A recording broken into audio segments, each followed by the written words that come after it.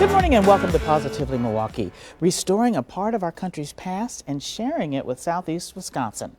That's what a local executive is doing as he discovers a way to hit the right notes, and he doesn't even play an instrument.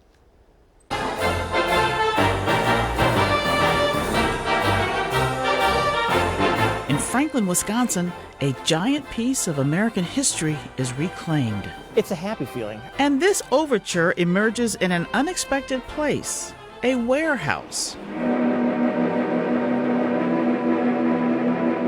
This colossal composition lives inside the Carmex Laboratories warehouse.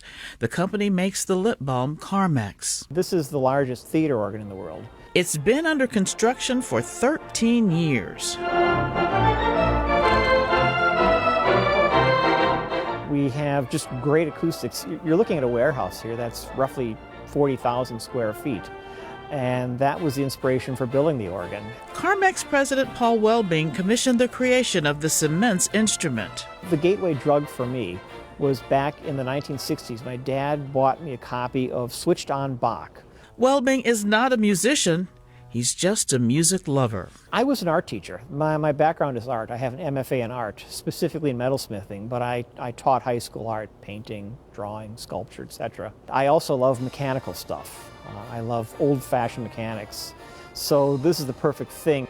And after more than a dozen years and 6,000 pipes, this mammoth makeover is almost complete.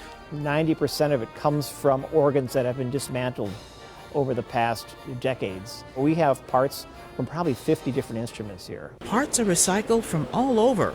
The chimes are from a school in New Hampshire. Wow!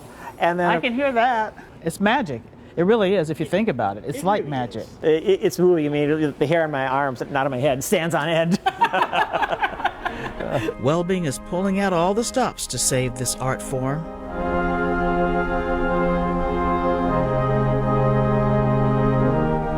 When people look at this large wooden box with the keys, they think organ. This actually is the console. The organ is the 6,000 pipes you see around here.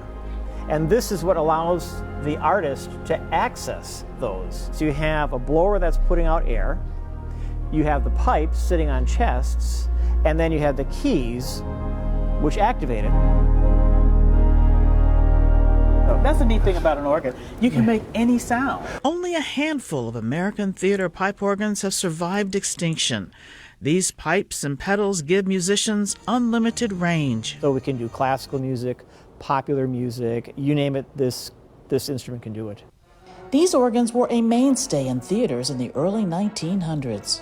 These were specifically built for accompanying silent movies. And restoring musical magic means millions of dollars. There's even a Steinway piano by the organ that can become a player piano. How much would you say it is costing you to maintain this theater organ? Just enough to keep it going. It may be a giant investment, but it's not a moneymaker. You'll spend a couple $1 million to build a major instrument. That said, if I decide to dismantle this and get rid of it, I'd probably get $10,000 for it. But this American antique is invaluable. The repertoire of sound is a rhapsody of joy to organist Zach Frame. To have an instrument that has these kind of capabilities with this kind of a tonal palette, there's only maybe 5 or 6 instruments that even come close to this in the world. And so to have one literally, in my backyard almost I feel very lucky personally, but it's not something you're going to see many other places. You're your own symphony orchestra. Absolutely. That's the whole idea. The public can even attend free concerts here. This isn't something I did just for myself. I mean, yeah, it is fun. I come play it in the evening, but it's sort of doing that yourself, it's meaningless. So we have concerts 3 or 4 times a year.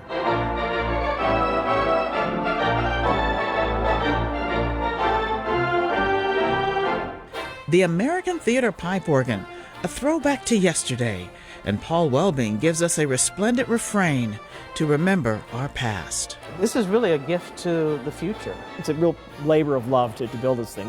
We're nearing completion after 13 years.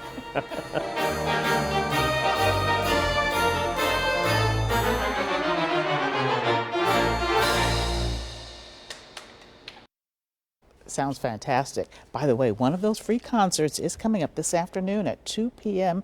at Karma Labs at 9750 South Franklin Drive in Franklin. Now, they're free, but seating is limited, so if you go, you might want to bring a lawn chair so you don't have to stand the entire time.